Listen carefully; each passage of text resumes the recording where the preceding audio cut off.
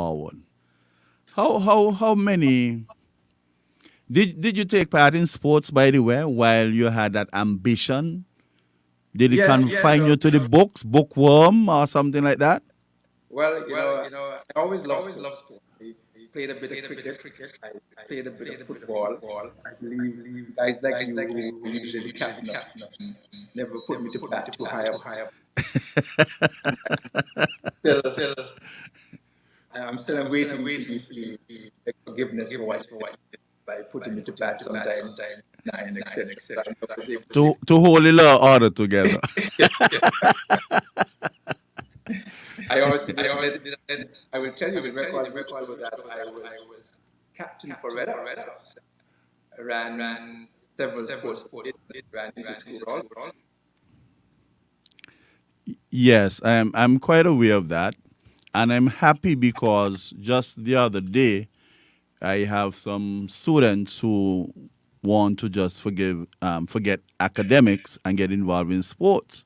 I told them that we have so many examples around here of persons who would have done them simultaneously and did well, very, very well, until the time was necessary for them to skew it a little bit more in favor of the academic pathway. But up until then, it was equally balanced. Well, that is true. I can tell you in my last year in sixth form, I made a decision to stop playing sports so I can focus on my schoolwork. And so, whereas in the village I played football, that last year, I thought it was important to put out all of us. I knew the only how I get better is if I became first, second, or third. But then only a few got out to get studied. And you had to win a scholarship. But you had no option rather than to go for that scholarship. Yes. Yes, and that's a fact. I'm sure you remember myself, David, and your brother Brent, studying. We used to go up to class and study from night until morning. With an occasional break to go to the sliding to pick up a piece of cane Oh, that I to munch on I don't know what was the next was closed at that point. at that point. You would join us also. You were younger. Yes, yes, yes, yes, yes. I mean, even after football game, we would go to the cane field and the You know, it is amazing how police used to chase down people, for picking up a piece of cane off the siding. You had to learn to run to outrun some of them. Of course. I can recall one time a police came to the field and we were there looking cane, and I realized the police were going close to my brother. And I said, no, this can't happen today. So I ran through the two of them and pretended that I was stumbling for the police to put his focus on me. They used to go over by Newton by a thing that Caneville they call coffee shop. Oh yeah, Because it had the nice juicy B5863 variety out of Barbados. Nice half juicy cane. yeah. And when the police, yeah, go ahead. No, it was in the region where Valley Mart is, somewhere over there. Yeah, yes, in that same region out there where the Seventh Day Adventist School and Valley Mat area. And I pretended to be stumbling. So when he took his attention off me, off my brother, and came to me, is then I ran him, and all of us reached home. All of us reached home safely.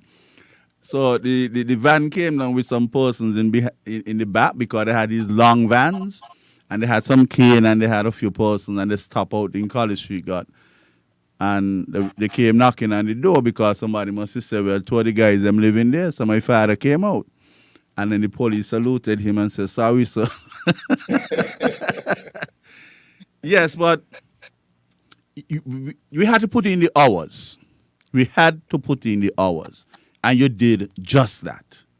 Right? And I don't want to go off the medicine part because you contributed significantly to the medical field in our federation. How many years did you spend providing that sterling service to our federation? I came in 1990, retired in 2022, 25 years. 25. And your math is still spectacular, man. We didn't have to do any integration to come from under that curve at all. It's interesting you said that because I remember when I was in Cape, doing natural science, I have 9 years, I was doing that on the curve, and I had to wait to get out. Interestingly, you said that because when you came home, and I came home as well, Mr. Bouncing Williams had us on a television show on ZIZ. And that is where you made that reference. You say you were on you found yourself trapped on the curve, and you had to integrate your way from under there. Yeah, right on that program. That is why I brought it up just now as well. Yes, that was that like that. You had to figure out even in your dream. Yes, and people sometimes the calculus context, and that is why it is so important to have a wide base. So it gives you that sort of social dexterity to have proper conversations. And you would have contributed 25 great years. I think you came in at a time when Dr. Fosbury was basically on his way out. Yes, well, that was very citizen. I worked with for a short while. You remember when I broke my forearm when we were in primary school? Yes. Then Mr. Fosbury was the one who was. Okay. And so when I came back, he remembered me and we worked together for a short while. But I was actually very thankful that I was able to make a contribution because I remember my first day when I was passed to advanced hospital. Because I was actually couldn't and wasn't sure if I was going to stay. Because I just graduated, everybody was about opportunity in the United States. But when I was walking, there were two persons there who came in contact. One was shot, the other one was shot. And I remember going into work right away. Can you hear me? Yes, I'm hearing you. Just heard you a little better too as you increase the decibel. Okay, I remember going into work mode and asking them to intubate the first patient, put them on the ventilator, and the other one was the operating theater. And everybody looked at me and thought, that's when I discovered that we had no ICU, there were no ventilators, etc. And that's when I decided to stay and make a contribution and try and see if I can do a level that was comparable to the country. So in the 25 years there, working with team of professionals, I'm not taking credit myself because group of us work closely. Different administration, ministers, medical officers, different permanent. We were able to do a number of things. The establishment, intensity, the development of emergency service, establishment of unit, establishment of dialysis, the production of and doctors. There are that we do over those 25 and 25 years. I always say it's like a journey, like a relay, and sometimes you're given a leg to run. Once you have completed that leg, you pass that and someone else. And so sometimes people ask me why I resigned. I said I never resigned. It's actually 5 years past I am age, and then passed that. The other young person carry it next level. But again, you have retired, and this time we spell that retired RE-TYRED. You would have put on some tires again. It's amazing how we go from one retire RETIRE to RE-TYRED. Well, the retirement age is taken some kind of five, but it's much higher than the first country. So I'm still under that cap in another jurisdiction. Jurisdiction. I like that legal term. I like that legal term. You do that as selfless because if you were to measure that on almost 80% to 90% of it, you're at the nucleus getting involved in ensuring that things got better for us in our federation. And it takes a selfless attitude, a selfless mindset to have worked so diligently and tirelessly to ensure that we moved from point A to point B. Because we were really in need of some upgrading. Yes, well, life is a journey. You always have to move from point to point and continue to move forward. So I was able to move that around. I have, but you did make some special effort, concerted efforts, maybe beyond your call of duty, to assist in some fundraising activities. You never told me about that, but I heard it through the grapevine. I had to go all the way frigate behind the beach where the grapes be to hear people talking about you through the grapevines. Yes, Is that correct? that is true because very early I recognize that governments with the budget, once the budget is difficult for you to allocate to other things. And I also so we are responsible for the police that we support the government for everything. And so I can engage the private sector in assistance in getting necessary equipment from the hospital. But instead of just going around taking it, what I did was organize a fundraising concert. And each year we have raised more and more. But last year we had just before COVID, we raised over $100,000 and was able to pay an ambulance for the hospital. But over the years, from the fundraising activities, we painted the surgery ward, we put plans over almost bed on the surgery ward, we got management that we placed over every bed, every room, and over bed in the surgical ward, the obstetrics unit, we got air conditioning unit in operating theater.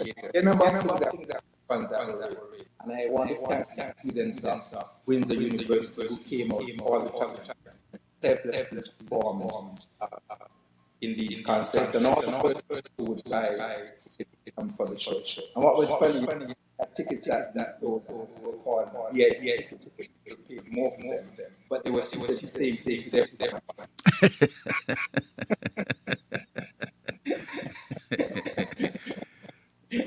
I think that was an extremely nice gesture. And are you aware whether or not that particular event is still ongoing? Is there any effort to keep something like that going? Well, as COVID came, that was 2 years, and so we never had a COVID. So we're just coming out of whether there are any plans to start that. But you think that sagacity or wisdom would dictate that something like that should be continued, especially given the constraints of the government budget? Well, why it takes a lot of effort to put together, because number one, just terms of getting the students come together to success. Sometimes it's like herding cats. They're busy doing all sorts. And it took a lot of begging because go, for example, married to get called on donated.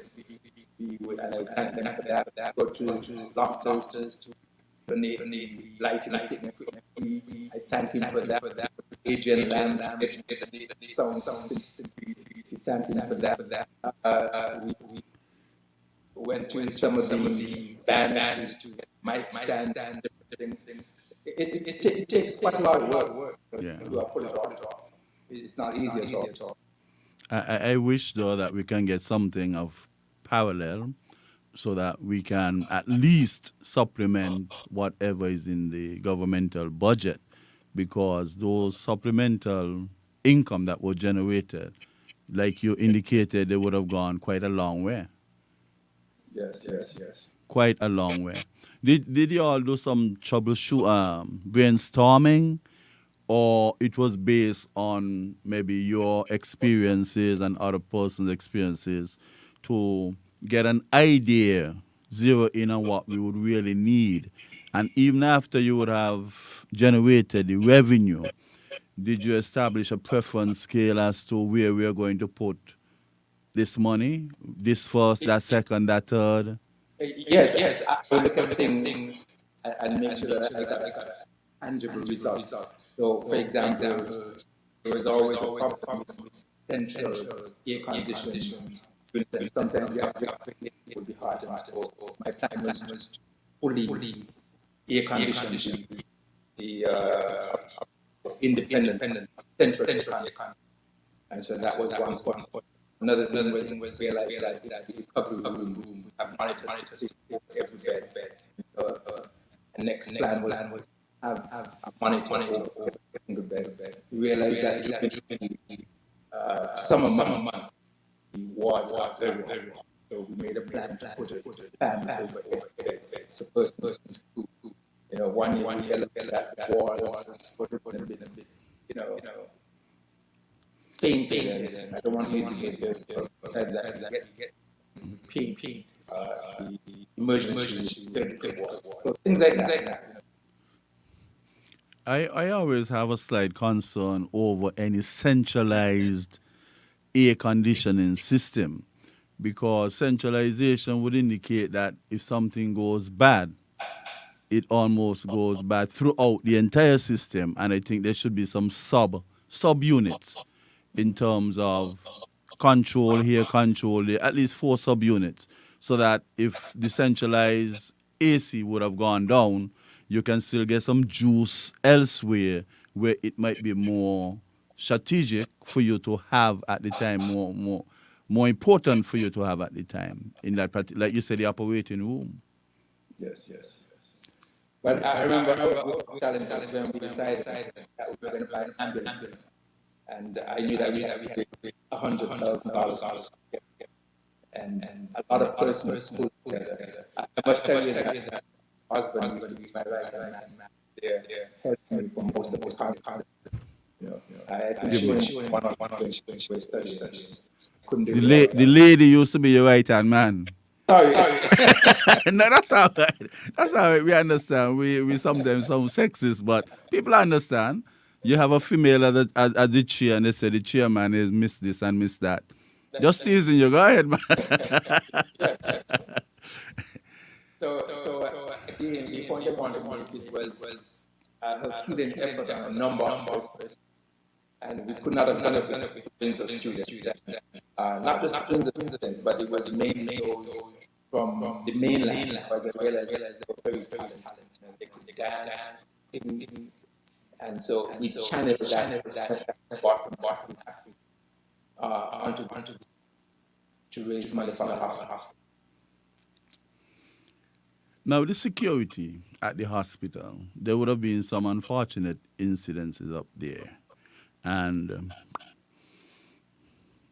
I don't know if when you left here, what was your impression of the overall security? Because yeah, go ahead. Well, I know the hospital before security because during the crime wave, late 90s, early 2000s, one of the things that we invested upon the administration time was that we needed security. We would have heard that persons would have come to the hospital and physically injured persons. There were many times came with a night the staff that was up. We also felt like injured. So when we did get to the hospital, it was a game changer. Set up first walking through the hospital as a authority, things were under control. When I left, they were still to care. I don't know whether you were implying that I did not go to do anymore. No, I'm not implying at all. Oh. I'm just always of the belief that there is always room for improvement. Oh, yeah. And even though we had a piece on and we might have gotten some sort of artificial sense of security because things can still happen. What happened before can happen again. And it would only be best if we maximize the security at our hospitals. Because persons might have gotten injured in the past and they were afraid to go to the hospital because they knew that persons would come there and interfere with them.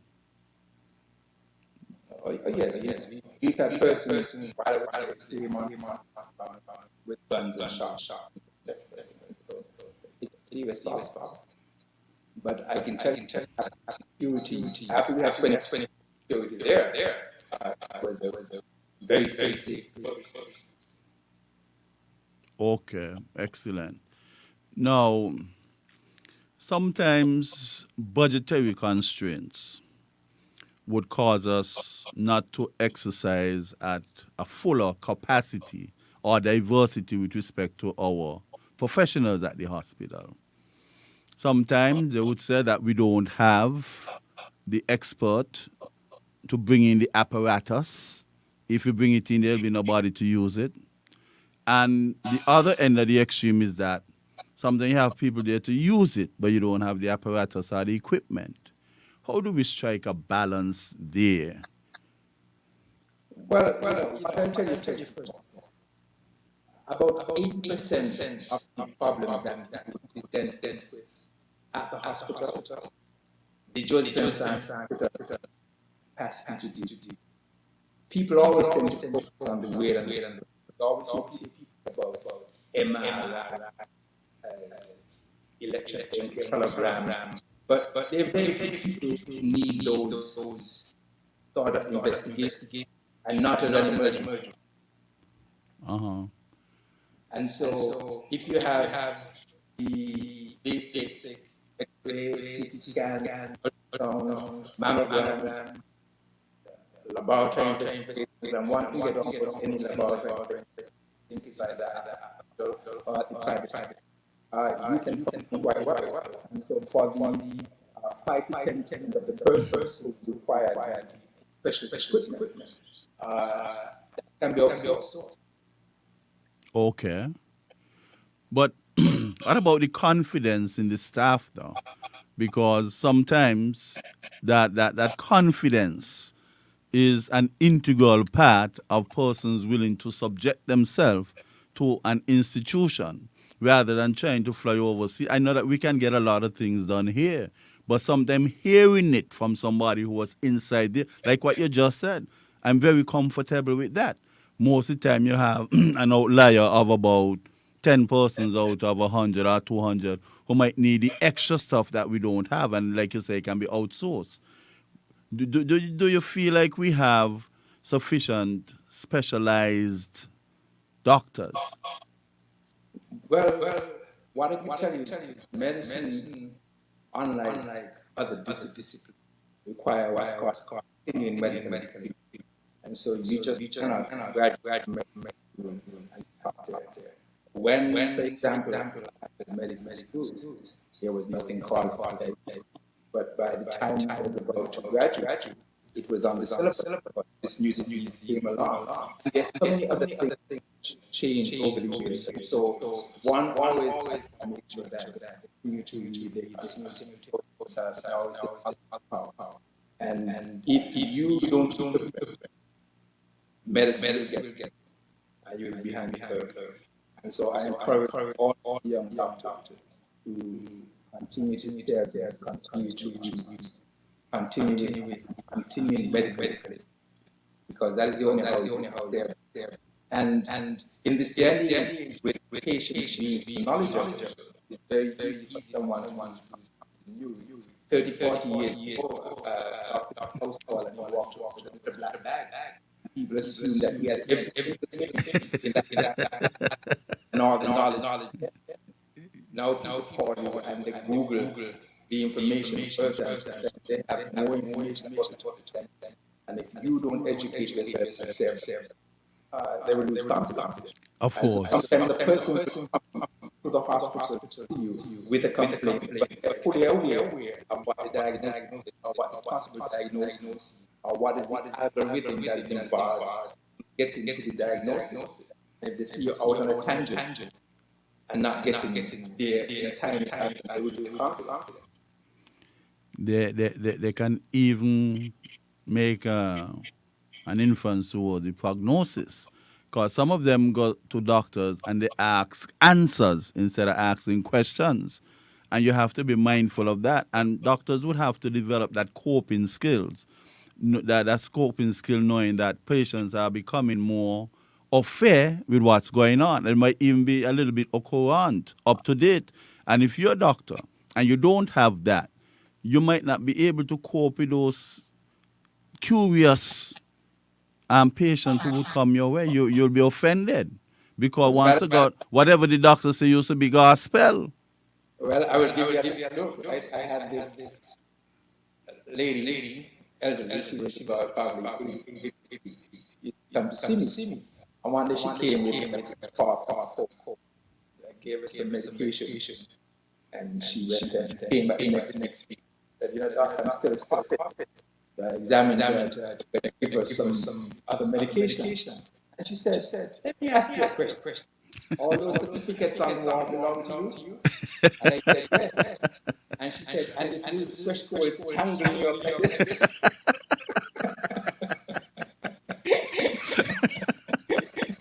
I had heard the word tangle for a long time. I had to laugh. Yeah, that's a joke of the century, but that little cough there tangling you up. Yeah, so you have to be able to, and of course, you didn't get angry at her. Oh, no. I laughed and shook her hand. There's always, that is why I feel that there must always be some psychology associated with medical training because one, that situation, you have to learn to cope with that. Another situation is that you might experience transference. You might take on the patient's condition and let it dwindle you, and you reduce the capacity to deal with what you have to deal with. So I think that psychology should always be a part of medical studies. Because sometimes patients different have your own pride. So you over the years have to deal with shit on the job. Doesn't mean that you cannot leave the job and go and enjoy the job. And I've had situations before where I've finished with a family member that situation. They see me 5 minutes later after I get offended by it. But you have to be able to separate those. Yes. You got to be strong. Now, our government, the new prime minister would have indicated that they are going to get the nurses to go and specialize. And I think that is a very good step because sometimes if you're in the theater and you have somebody who specializes in providing nursing assistance within the theater, or if you're in the psychiatric ward and you had a nurse who specializes in that, instead of forever depending on the doctor, then you can maybe get a highly specialized nurse to do as much as possible. Hello? We would have lost him a bit. No, I mean, He's there? You heard me? Yeah, you think that is a good move? That we now have our nurses being asked to specialize in certain areas? Well, this is not anything new because we have nurses who are specialized on the oncology unit. We have nurses who specialize in the hemodialysis unit. We have nurses who specialize in the neonatal unit. We have nurses who work for years and they specialize in the operating theater. And we also have nurses who specialize working for years in emergency. We also have nurses who circulate. In a small community like Saint, you cannot have all specialized nurses. You're going to have a cadre of nurses who can circulate and move anywhere because all this is one person falling sick, one or two persons who are patient. The system will fall apart. Specialist nurses. Yes, there's a place for specialist nurses, and it has been in place already. We also bring in specialist nurses from overseas, from the Philippines. So you would have known when we started that unit, we brought in specialist nurses to work in dialysis. When we started we brought in specialist nurses. We have nurses from specialized in intensive. We have nurses who specialize in anesthesiology. The current matron, she worked in the operating theater before gone off to make in anesthetic. I was about to ask you.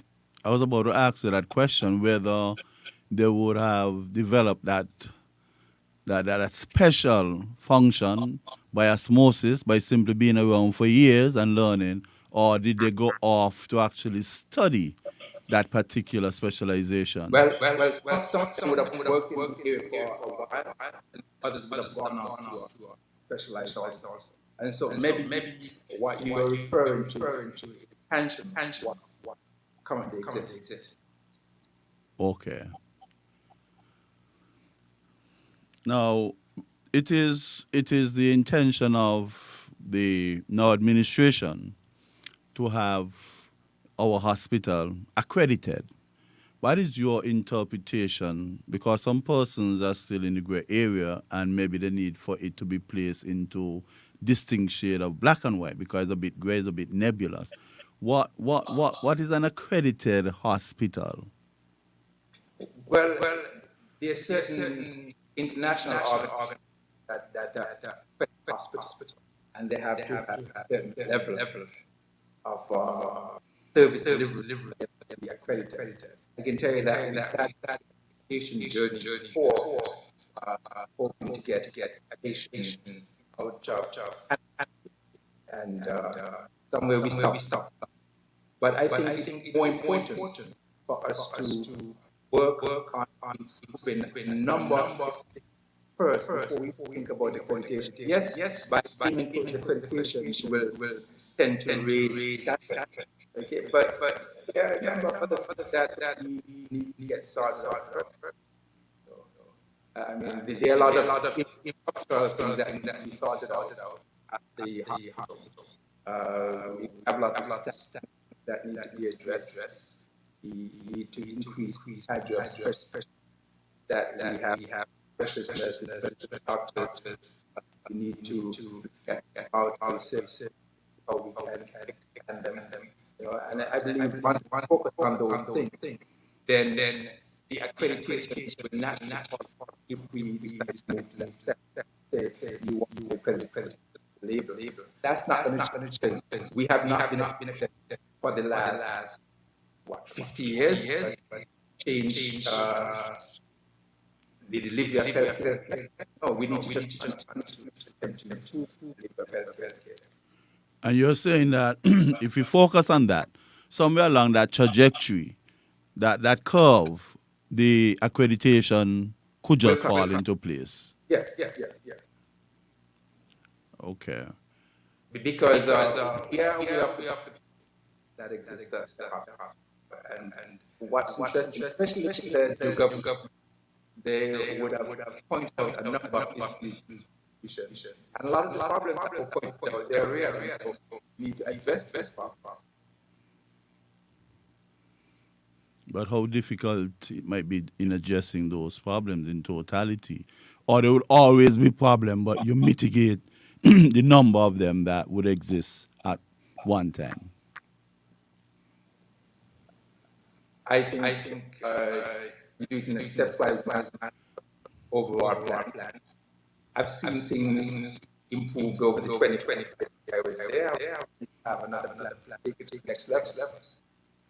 Because what was accepted 15 years ago may not be accepted. Okay. What about the relationship we have with the local medical schools? Do you think that that should be fostered? It should be nurtured? I think it's a good thing because number one, it keeps the academically because if you're entering students up to date with medical knowledge, I believe that is to improve the relationship with students that are using the hospital. The institution should also contribute to the upgrade of the hospital. And so I believe that more can get that relationship. I want to ask you a question, but I want to maintain our friendship after this interview. The kind of awkward question. Well, I don't have to answer, but What would you consider to be a smart hospital? We've been hearing that word and it is very popular. How do we define a smart hospital? Highly high on technology, less labor intensive. I'm trying to gather what explanation can be given to better explain a smart hospital compared to, even if you were to make a comparative analysis to say, well, if we build a smart hospital, what are the differentials that we could anticipate per se? well, what I can tell you is if I knew you were going to have a question, I would have Googled before I came. I have worked in many institutions across the Caribbean. It's a term here being used quite often. You know, I know we have like a level 1, level 3. You have hospitals that specialize different. But using the word smart, I'm not sure what it is. At one at one point during your practice here, you were the lone surgeon we had, and really you were under some pressure for quite a number of years. And I can recall sometimes I would see you hustling, and hustling means driving fast, so to speak, to save somebody else's life. And I wondered, why would he hustle like that? Suppose something happened to him, who would take care of him? That was always a concern of mine as a very close friend. I don't know if the question is implied, but a statement was made maybe that you. Now I'm saying that you used to be hustling. Because even maybe you might be in a band Juve morning, but you're on call. And even when the rhythm going and you have a steady groove, you get a call, you have to go. What was it like knowing that you're on call when you would have been in a festive mood? How do you make that transition? Well, I'll tell you, I did not understand that I was under until I retired. Looking because back then it was almost like my lifestyle. uh-huh. Once I got it, I realized, wait, I was just going non-stop. Going. Always Energize a bunny. yeah. So I'm glad that I put in the 2020 year, but I'm glad that leg of the journey behind. But I tell you, it's not easy, and it requires dedication, to be on call. You said that because someone who believes that there's something well, the punctuality that we have to be accessibility, etc. So that's what I try to make myself. Yes. And then that maximum 10-day vacation period. It haunts you sometimes to realize, I mean, come on, 25 years and the most I ever take is 10 straight days, 10 consecutive. You ever cross your mind and impact you in any way? Well, I can tell you, it's not only impacted me, it impacted my family. Yes. It was not easy. When I look back at the years that I spent every Christmas, I was never out. I think it's last quarter because I'm called.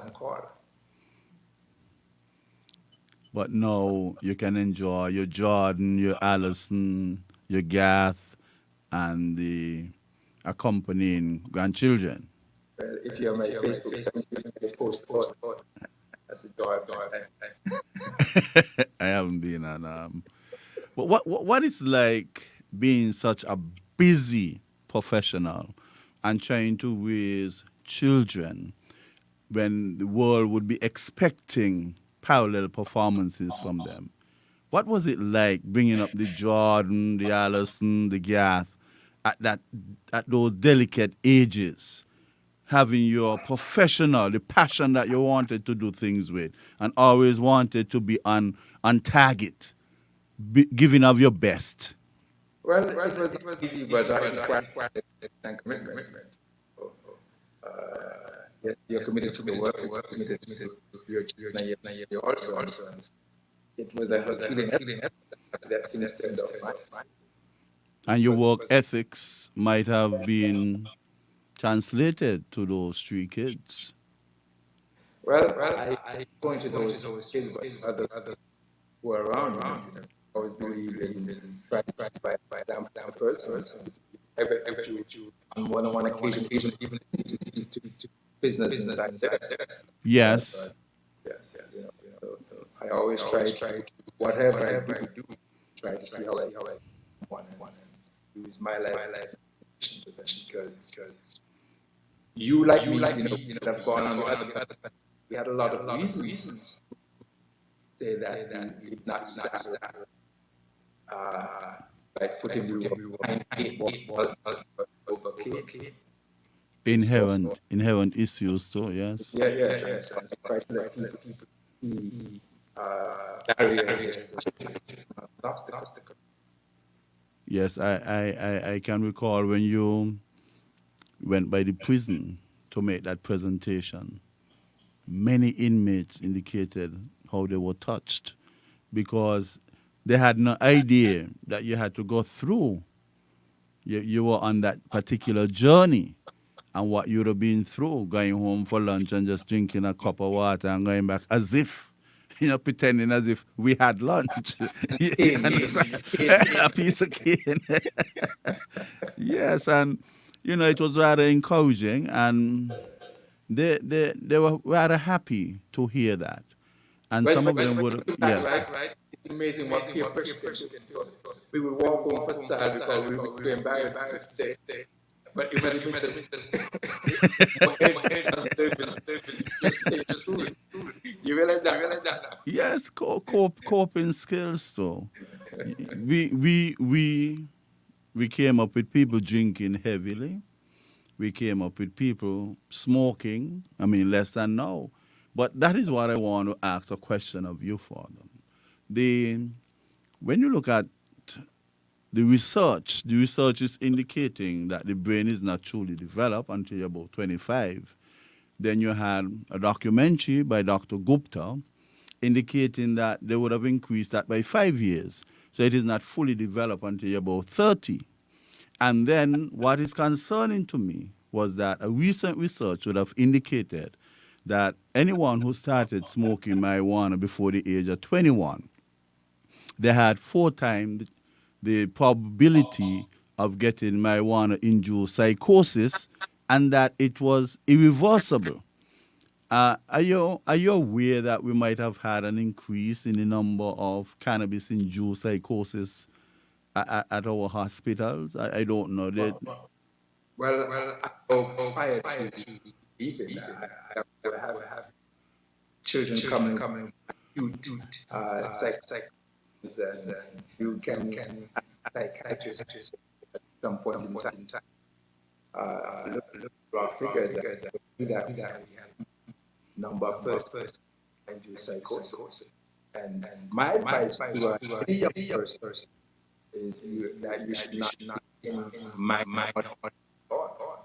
I know, like you, I grew up smoking my and I conscious back then something that I would never and I know that a person with similar ability like myself chose the path and were not in life and issues. I know that I was on a and I can say I was at that point.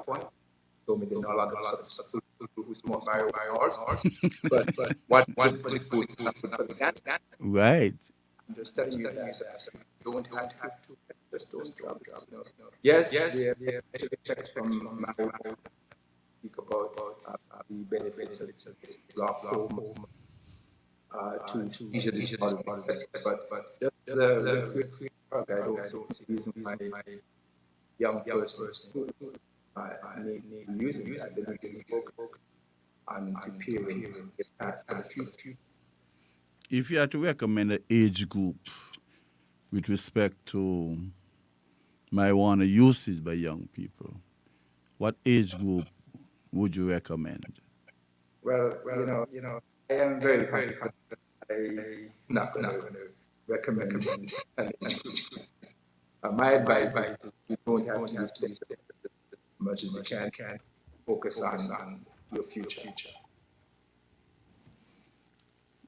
Because if anybody is to ask me, I will tell them the age of 25. You know, some persons might not be happy to hear that. And it is unfortunate that that thing would have polarized our country with respect to usage and whatever else, the age group and our vulnerable societies or faction of society. And I think it has to be carefully thought out. We could take a break now and then come back. You're asking me. I'm asking you. Okay, I'm at your mercies. This is your night. Well, you told me 20 minutes. How many minutes have gone? No, I told you 20 minutes the last time, the penultimate time that you were on with me. Oh. I did not indicate any parameters this time around. Let's take a break and come back. Okay.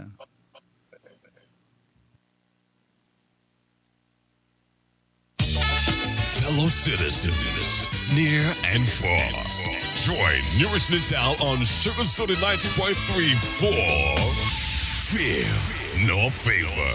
Where is the cancer man? No runner come out for war. Tune in to 90.3 on your FM dial. Log on to SugarCityFMSaintKitts.com or download Simple Radio app from the Google Play Store. And join Newrish Nital every Thursday night from 8 to 10 p.m. as Newrish Nital tackles the issues and take your call. Fear No Favor every Thursday night from 8 to 10 p.m.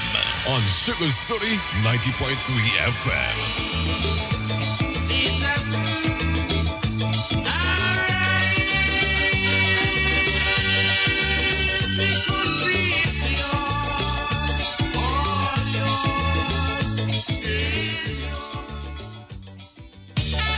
Fellow citizens, near and far, join Newrish Nital on Sugar Soda 90.3 for Fear No Favor.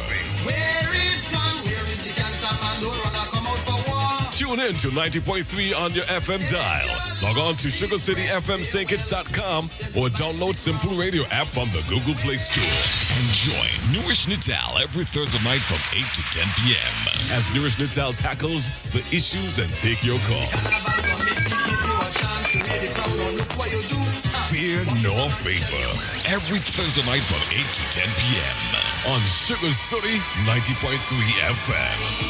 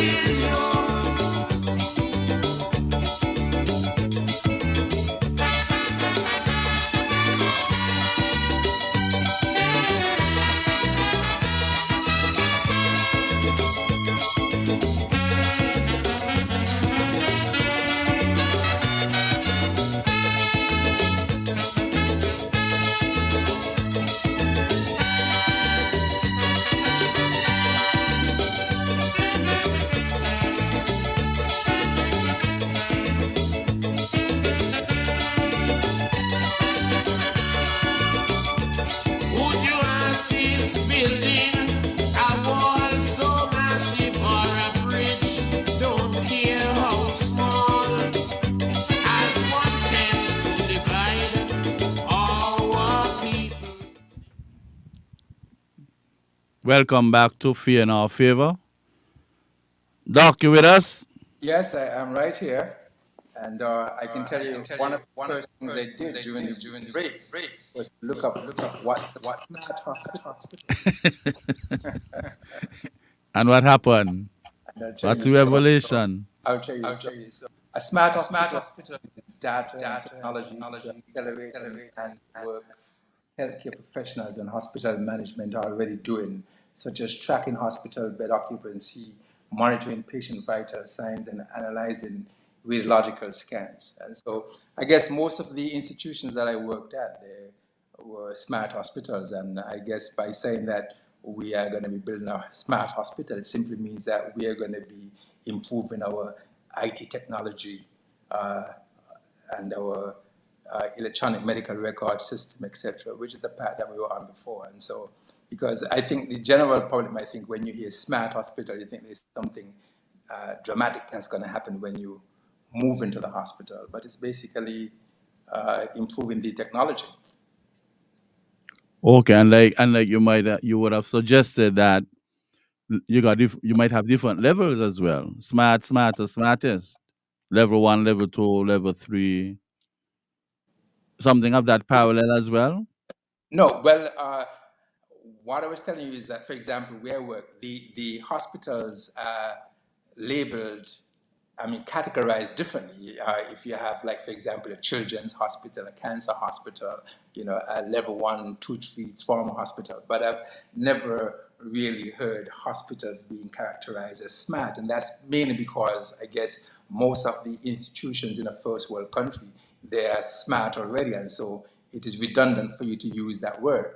Okay, because Okay. you understand, because the Yes. main components is intelligent medical imaging, intelligent diagnostic monitoring, having available labs, healthcare information technology, and IT solutions.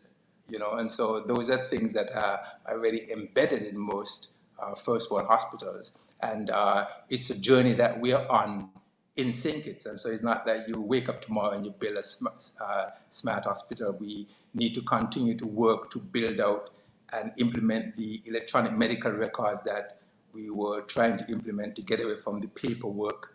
We need to continue to build out, you know, uh, things like our city facilities, the what you call it, the mammograms. There's a move to get the MRI. Those are things that will help to make hospitals smarter. Thanks much. And I'm absolutely certain those who are listening, they would be a little wiser or much wiser. And when the term is being thrown around or utilized by those in authority, they could have a better understanding as to what is meant to be conveyed by using the word smart in Yeah, relation and to so hospital. there is some level of smartness with the present institution that we have, and so we just need to continue to expand and build upon what is there. Basically, upscale. Yes. Hmm. Now, before we get into our childhood activities, I I looked at a bit of research the other day, and I realized that they are utilizing feces from persons. Some persons would have good bacteria, gut bacteria, and some would have bad gut bacteria. So they are taking feces from persons with good gut bacteria, storing them, freezing them, and then creating what you call capsules. Instead of capsules, they're saying capsules. And they now have this project or research going on where they have quite a number of persons taking, it will be over a 2 year period, and every 3 month period they would take one capsule. Well, they call it capsule. And these capsules are basically made from feces of persons who got what you call good gut bacteria. I think that is quite a development. Persons hearing about it, it is amazing that you're taking feces from someone who had good bacteria in their gut, and they're using it to make capsules. And when you use it, it can help to improve the condition of the liver, especially persons who would have had liver damages and that sort of stuff. Yes. Maybe. Well, uh, we know for a long time that the gut cannot be sterilized. We need to have a commensal relationship with bacteria down there, and if or one or two get out of control, then you can have problems. And we need bacteria sometimes even to help with the processing of certain vitamins and things like that. So I'm not surprised, but medicine is forever changing. I'm not going to say that I have a monopoly on all of the Mhm. new ideas that are coming out, and so it is something that I'll have to look into. But I'm not surprised if you say that that is happening. But the word of wisdom that you indicated, that the young doctors or every doctor must keep on reading, and that Of course. and that is well within that context. Keep on reading, Oh, yes. because And one things, thing yeah, that I always tell persons, always make sure that you know more tomorrow than you than you. knew yesterday. So if somebody brings something up and you don't know it, you make a note down and you go and look it up, and you come back wiser. And no pride at all can be dented in that way. Oh, no, not You at all. you become more sagacious. Yes, You become more wise. You become wiser, and you become more occurrent. You the current state of affairs. certainly, certainly. Yeah, yeah. Now, off of the hard work into the, the child area, our childhood. Which primary school you attended? The best school of all, boys' school. The same one. Eh? Yeah, same one you attended, the old boys' school.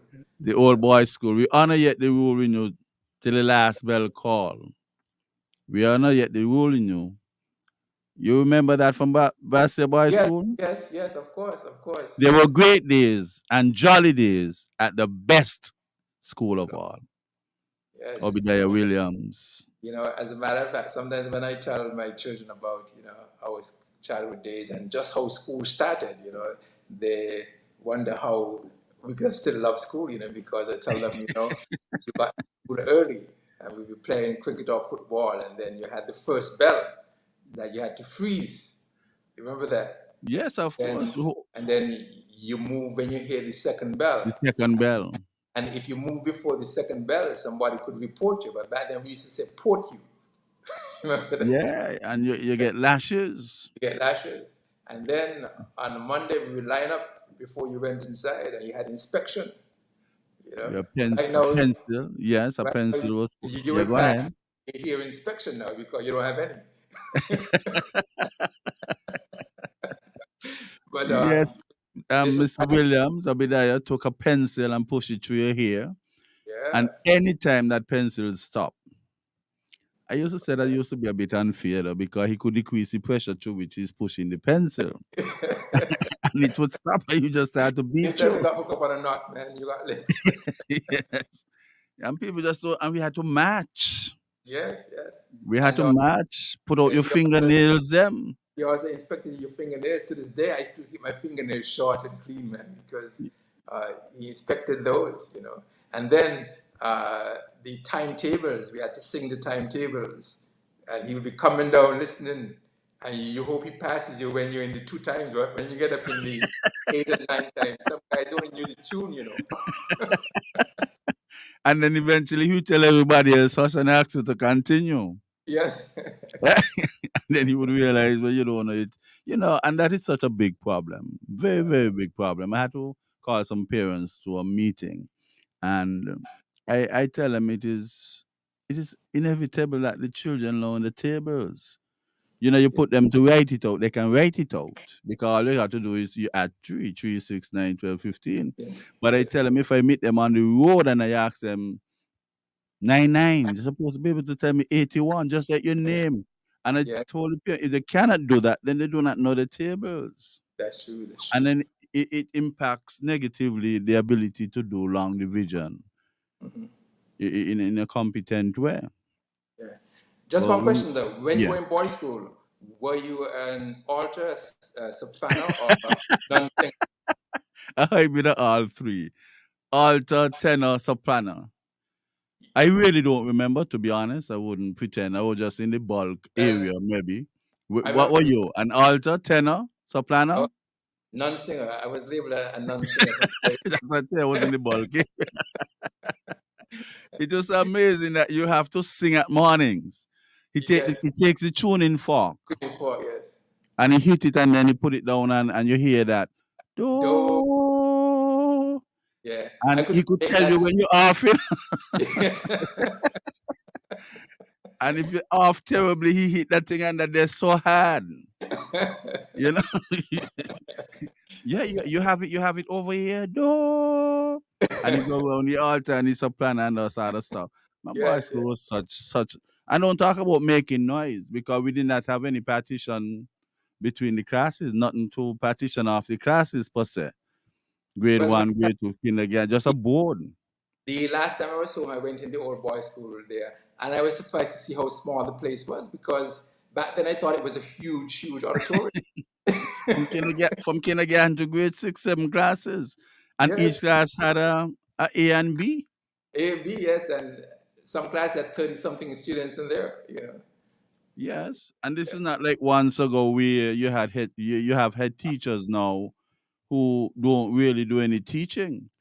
But Mr. Obadiah Williams made sure that he taught the 6A. Yes, yes, yes. He always Yeah, he taught. made sure that he taught the 6A. Yes, he taught the 6A. And then if your teacher puts you up on the bench to stand up, well, you got all hell to tell it, please. Anytime Delroy, Miss Isaac, Miss Elliott, Sinclair Williams, and Mr. Woodley, when them guys put you up on that desk to stand up, and Mr. Williams came around, man, you get a good lashing, man. Man, I What remember. about Yeah, what about they the bad boys? yeah, but there were three lashings I got from Mr. William that I never forgot because it you know changed the way I did things throughout my entire life. The the first one, right? We had a test and it was out of 10. And I remember he was coming around, you know, after find out how many persons got. And I'm not gonna call the guy name, but the guy next to me, he got 5 and 10, and he congratulated him, told him how great he'd done. Another guy got 6 and 10, and he congratulated him. So I was waiting for my congratulations because I got 9 and 10, and I Yeah. got man, I got a lash, right? And I said, Mr. Williams, why did you hit me? He said, you should have gotten 10 on 10. Yes. He did those sort of surgical discriminating things Yes, because yes, to whom to whom is well endowed, much is expected from. yes. And another time, I lived just up from the school, right? Up So Navy Street, yeah, yes. up the street. Yes. So I didn't do my homework, and I didn't want to go to school. So I told my mother I was feeling sick. I was there pretending to be coughing and so on. So she rubbed me down with some alcohol and tell me stay in the bed there. Break time, I hear Mr. Williams in the yard shouting, Teresa, Teresa, I call him. Calling your So mommy. she said, oh, Mr. How are you doing? He said, I came to visit Cameron, right? So he, he come in the back. I can't even say it's the bedroom because we only had two rooms, the front and the back. He came in the Yes. back and he put his hand by my side of Neck. my foot like Yeah. that. Put his Uh-huh. hand next to it. He put his ear down on my chest and tell me to breathe. And then he said, you liar, you. And he beat me and told me to go to school. And People I just never wouldn't called in sick understand. again since that day. That was the first and last time I called in sick for anything. And those guys who used to play bad, you Oh run man, away from school, yes. people don't understand that you used to get your pants taken off. Oh, Drop your pants, put you on a bench so they're over the bench. And he just beat you. He had two belts, bigger brother and smaller brother. I actually had my pants dropped once. Yes, you serious? Yeah, man. What you did for that? Well, you know, I was representing boys' school in the spelling bee, and boys' school was going up against girls' school, and he had this philosophy that girls' school should never beat us in anything, Mm-hmm. you know, and they won the spelling bee mainly because we were up there, me and this other guy, I won't call his name, and he was in the back with his strap. He always had this strap. He's flicking into the sun, so we on a lot of pressure. And they asked him to spell coconut, and he Mm-hmm. was so nervous. He said COCOCOCOCONUT.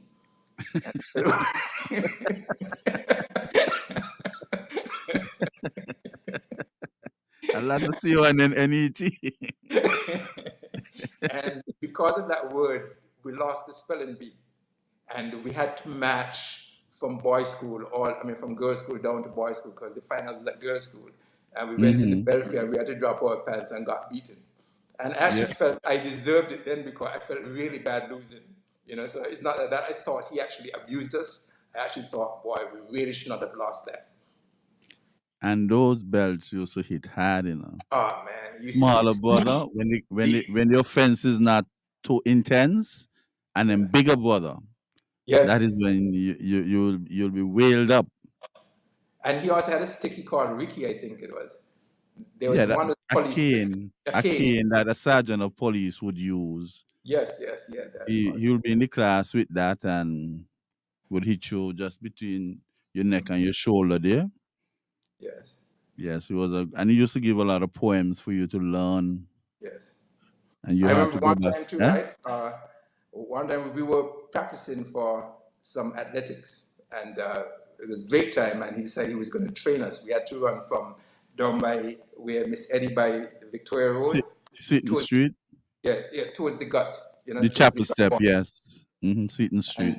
And he said, "On your mark, get set, go," and we started to run. And he was running behind us, swinging the belt, and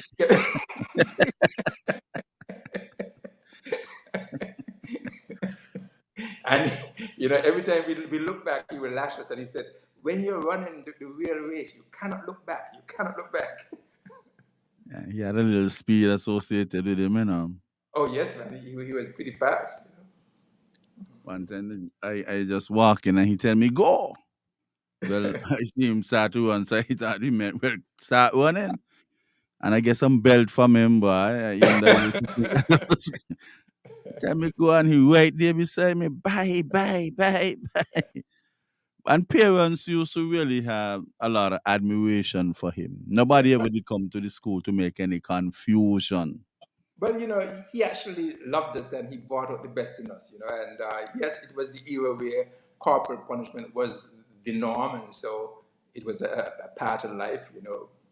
But we enjoyed it, and we actually loved it. Yeah, of course. And you could not see a basketball school person in a fight and just look on. I'm telling No, you, you can't do. You had to get involved and see what you can do yes. to And save. Yeah, go ahead. we actually used to win everything, whether it was cricket, football. It doesn't matter what Track it was. and field. Yes. We Yes, used to come up against Newtown, Irishtown Village, and yes, those used to be some strong meets. Boy. You check out yes, the island team in cricket. Most of the guys that went basketball school, the yes, yes. Williams brothers and those guys. Well, in every fabric of society, you look, you see people who came from boys' school, and we actually need more teachers like that who are dedicated and committed, not just in the academics alone, but in every aspect of the child's life. Because Mr. Williams, it was not just about those who came first or second, but it was bringing out the best in every single person. You realize that? And he And knew every student who attended the basketball school. of course, You could be in kindergarten or grade 6. He knew his students. And he knew your parents too, you know. he knew your parents too, yes. He knew your And parents. he also knew your school clothes and your home clothes, because because if he saw you wearing your school clothes home and then you came to school the next day with them dirty, you were in trouble. That's right. Sometimes you got to Because put a shot to dry overnight. yes, because he also believed in our cleanliness, and so even though you were poor and you only had one shirt, you had to come with that shirt clean or that pants clean. And even if the pant had in a few patches, remember something your clothes got ripped, tear, Yes, torn. Your pat they got to be well patched, yes, yes, well yes. patched. That was Mr. Williams. But those are the good Okay, old nice to reminisce. we you had some study partners, David Grenville, the trio you all were known as, and how the combination worked though. Well, myself and Granville went way back because I knew Granville all of my life, from because we started primary school together, kindergarten, all the way Navy up. Street, yes, we used to live Navy Yes, yeah, Street as yeah, well. yeah, yeah, Hmm. Navy Street. And then when we got to, High school, no, junior high school, junior high, David came over. yeah, David came over. David came over. And we became very good friends. But I actually knew David before also because David was from Newtown, Roxborough Street, and my father was from Newtown.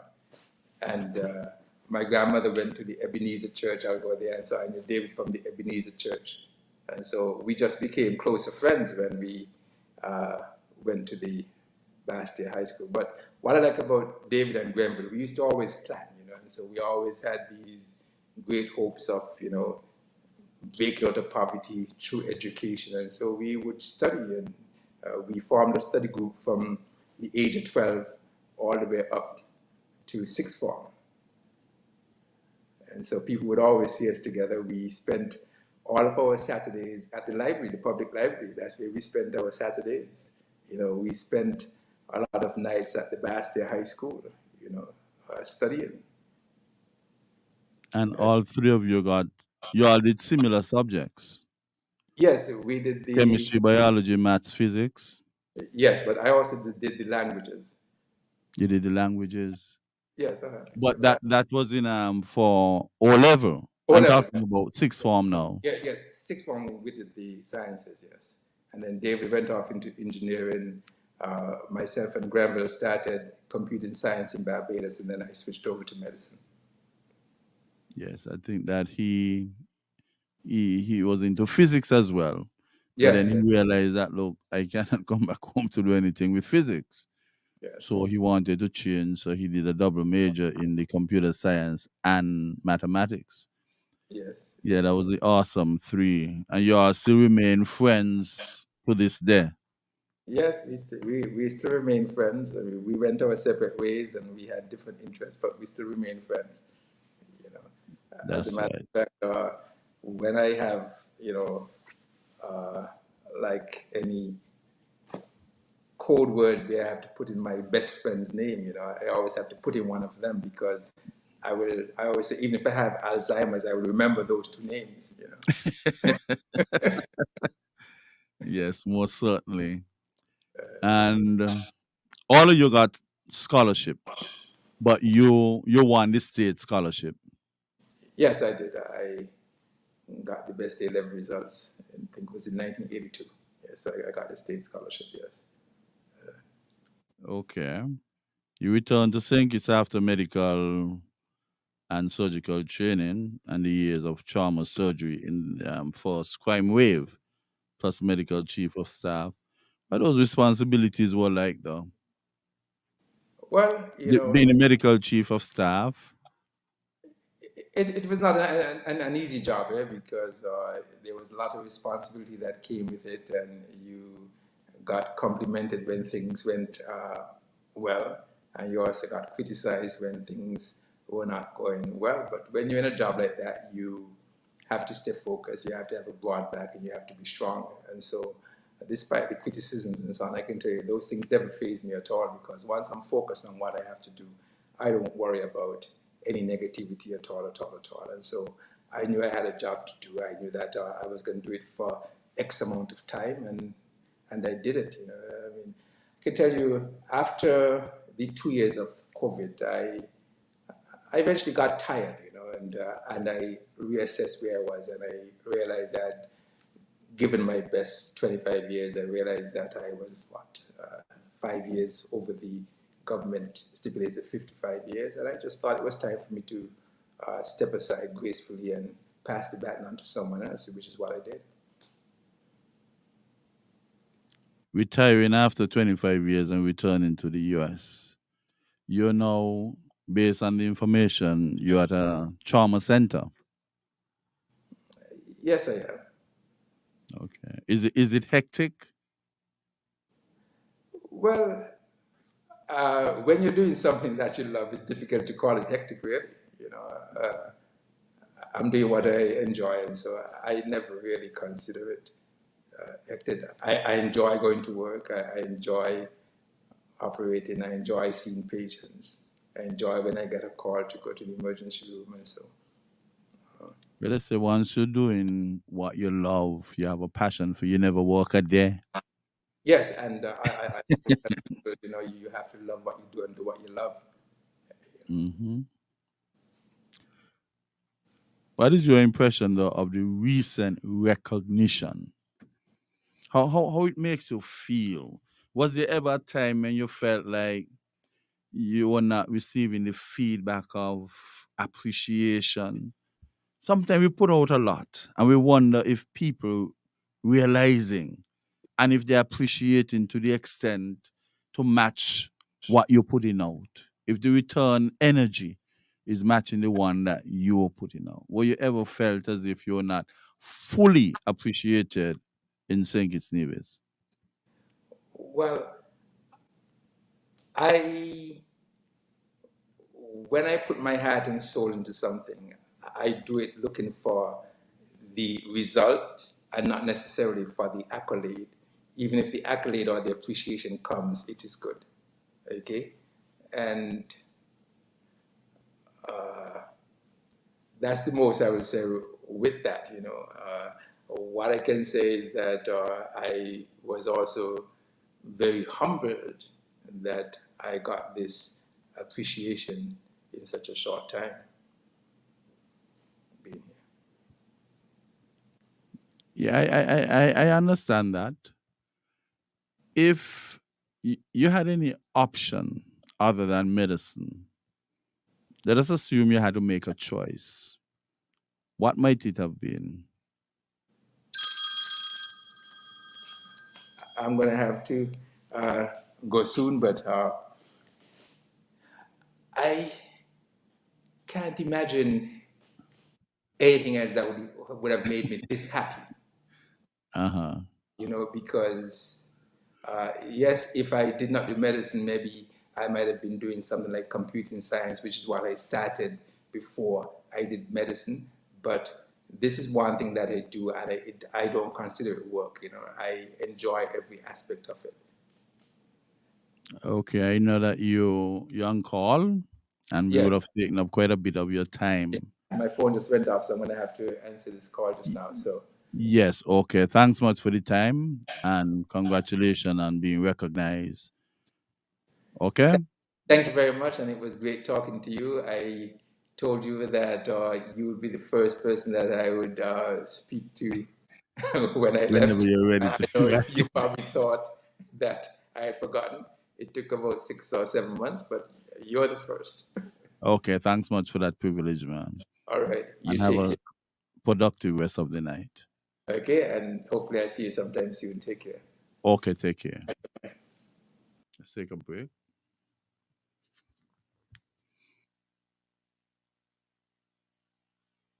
Fellow citizens, near and far, join Newrish Nital on Sugar City 90.3 for Fear No Favor.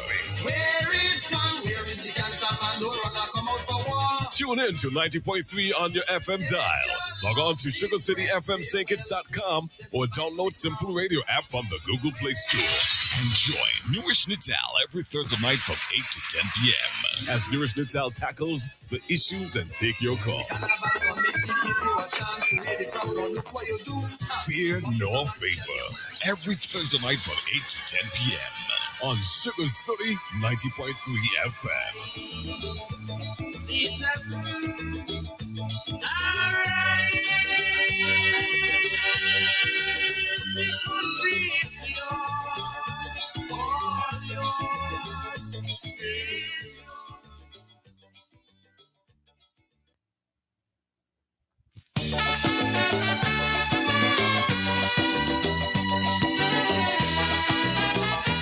Fellow citizens, near and far, join Newrish Nital on Sugar City 90.3 for Fear No Favor.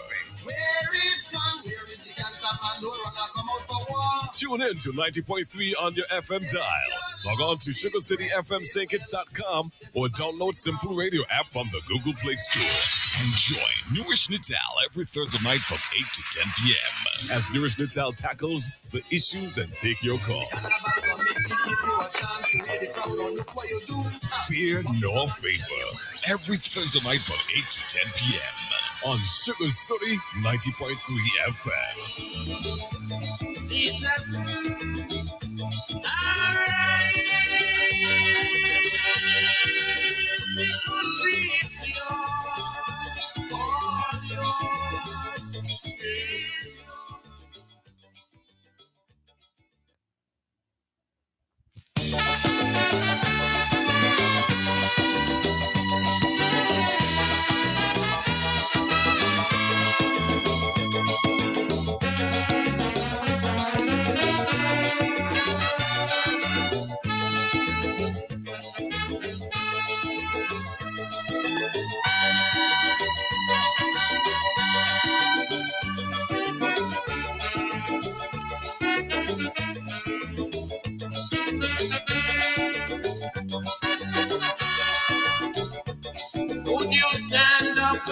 see your country dying and never lend a helping hand.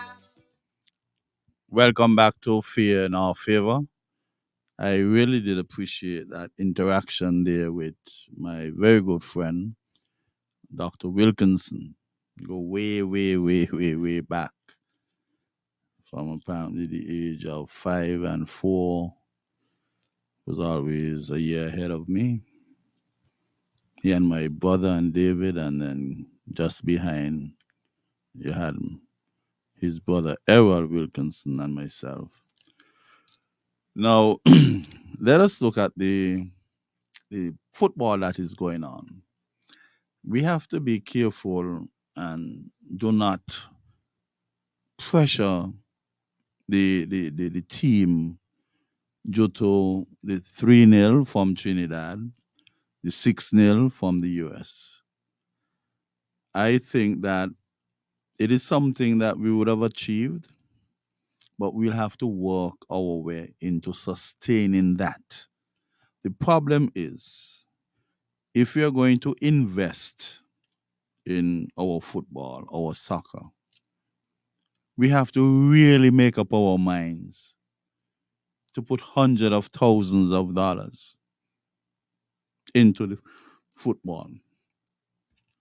The reason being, we have persons who can represent us, who are overseas, playing whether in Canada, England, America, or elsewhere where football is being played at a higher level than here.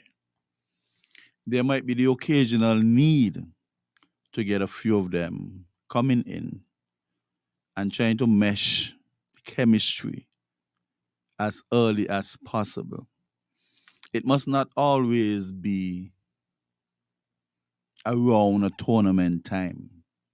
That would not do it. Yes, we are happy that we're in the Gold Cup, and what more would have to be done to sustain that level? Remember, our guys, they have not been playing teams ranked so highly for a very, very long time. We might get the occasional game with them over a period of years, but we need to sustain this level. And the only how we can sustain this level is to try to get those guys a team, regular or reasonably regular enough games with higher ranking teams. Because it must not be shock and awe. They must not be seen as chalk and cheese. We have to come closer. We have to bridge that ocean. And once we do that often enough, the time would come when there's hardly a differential. Because I personally believe that man to man, we have the talent to match any of the high ranking teams. The problem is now getting these individuals to collectively work as a team and build strategies. You have to look at videos and see how a particular team would have been playing throughout the years. Follow the progress, the formation, the quality of the team. So that we study. We have to study. We cannot afford to just have a football season either.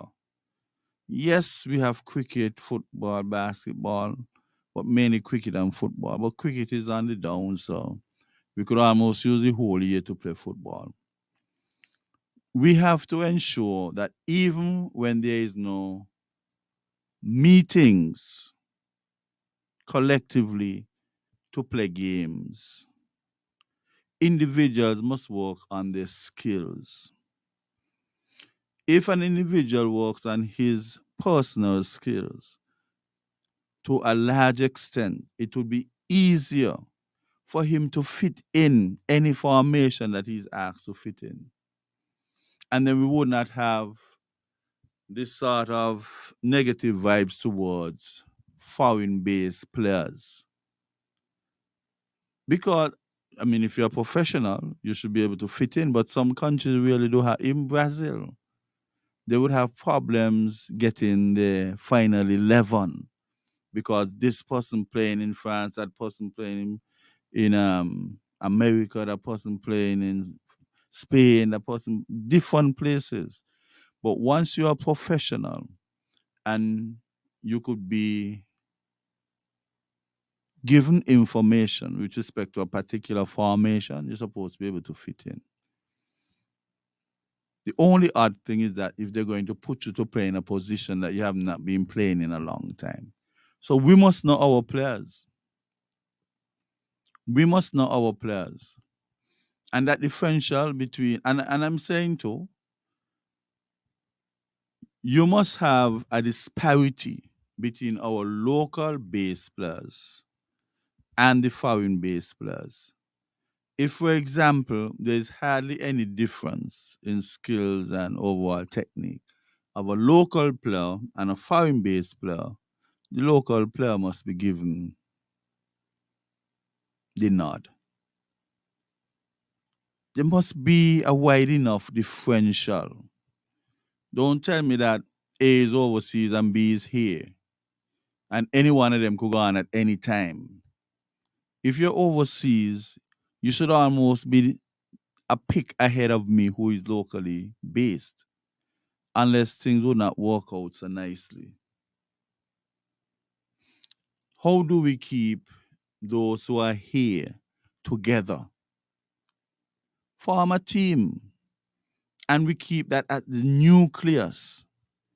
And they play some games. They go over to Newrish, they play some games. They go down to St. Martin, they go over to Antigua, play some games. But this time you're only using the locally based players.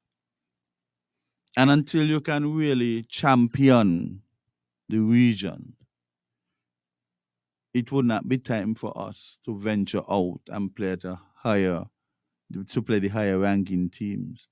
Because people can become demoralized. A lot of licks can demoralize people. And sometimes you must not change your technique to please anybody because you're on the international stage. If something you have there working for you, if you have a good combination between the defense, the midfield, and the man playing up front, or you might have a player like Ayamba used to do, play between the forward and the midfield, so that you could show off the defenders and them. Whatever formation you have, you must have key players and they must understand that. You don't change up because you feel like you're out there now. And you got to be strong mentally. If you have a game plan, you're playing against the United States. The United States, they have a game plan. We have a game plan. If you go out onto the field and you realize that you can't get your game plan executed, that means that the US game plan would have overridden your game plan. And you have to automatically adjust, unless all you will find yourself doing is playing defensive football. Defensive, because you got to defend against the formation. But when you successfully defend and time for you to go on the attack, your structure already broken. So there's no logical way you can switch from defensive football to attacking football when your own formation would have been scattered. You have to believe in your formation. You have to play your formation. Yes, you're going to have to defend, but defense is part of your formation. Your attacking formation now would have to fall into line and quickly.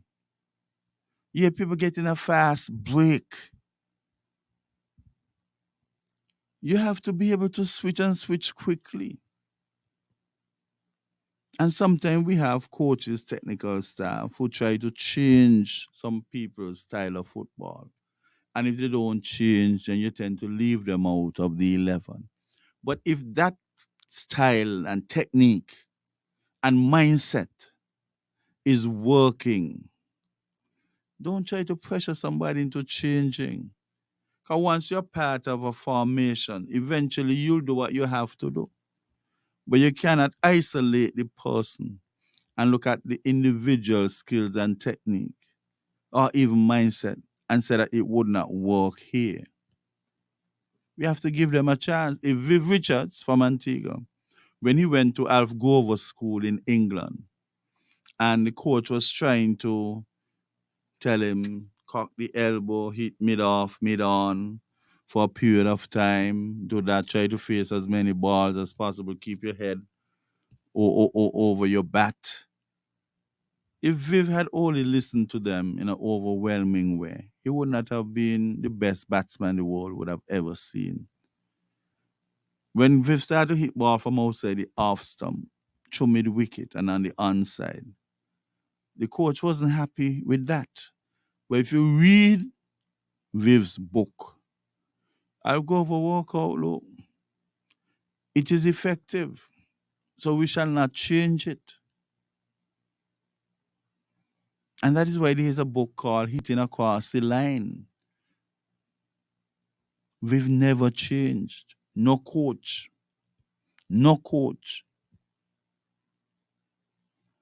was allowed to change what was natural for him. And he blossomed into the best batsman we ever had. We have some good ball jugglers, ball dribblers. And that person must be given that opportunity to hone that skill and also execute it on the field. You just can't change up.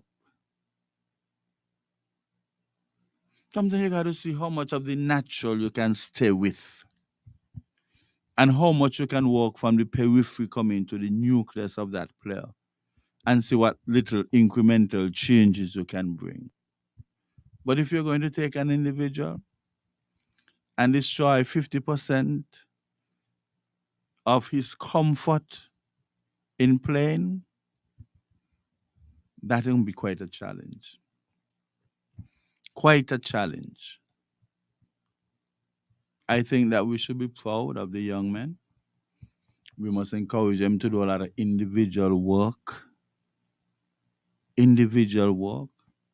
We must travel on our road, but sometimes the roads are not even so safe. We must go up to pastures and see them practicing their shots.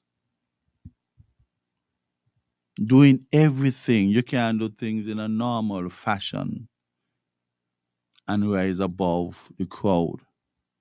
You have to stand out by putting in the extra work. And if each individual can do that, then collectively the team would be better. Encourage them, whatever we can to do that. Whatever it would take for us to do that, we must try. Try to build a system rather than an ad hoc team. You keep a nucleus and you just add to it accordingly. But you must also look at the nutrition. Because training hard and not having the protein and the carbohydrate and the electrolytes and those stuff to replace those that were used up, you just end up with a tired individual body. And it's not all individuals would be in the same position to properly nourish their being. You must find out, have an intimate relationship with the players, find out what is lacking, find out their mindset, offer them some therapy. Some of them might be suffering a little bit psychologically from the 6-0 trashing. And that is why I feel like a sport psychologist ought to be a part of our team when we're sending them overseas. Then everybody could take things the same way. And once we work on that, the guys would move ahead, and we can have higher expectations of them. But we must have that being, that body and mind working as one to bring out the best in our sportsmen, especially our footballers. Whatever way we can supplement their diets, we can do that. We don't have to depend on what people would say. That you're giving them this and you give, but you have to. Unless they will just become stagnant. They'll just be local stars, win local cups, and then won't be able to take it to the next level. There's some degree of sustenance, and then advancement after that stage of sustenance for them to really improve. Well, good night. We have come to the end of our session. I think that after a break, our sound system was drastically improved. The first half, I had quite a little bit of problems hearing everything that my good friend was saying, but I heard about 85%, and then came back around, and the technician was able to write the area that needed to be adjusted, and we had a lovely second segment with the good doctor. We want to wish him well and continue to make Kitishans proud in your exercise and execution of your duties in the big USA. We are small, but we are Talawa. Good night. The opinions and statements made by the host and participants in this program are not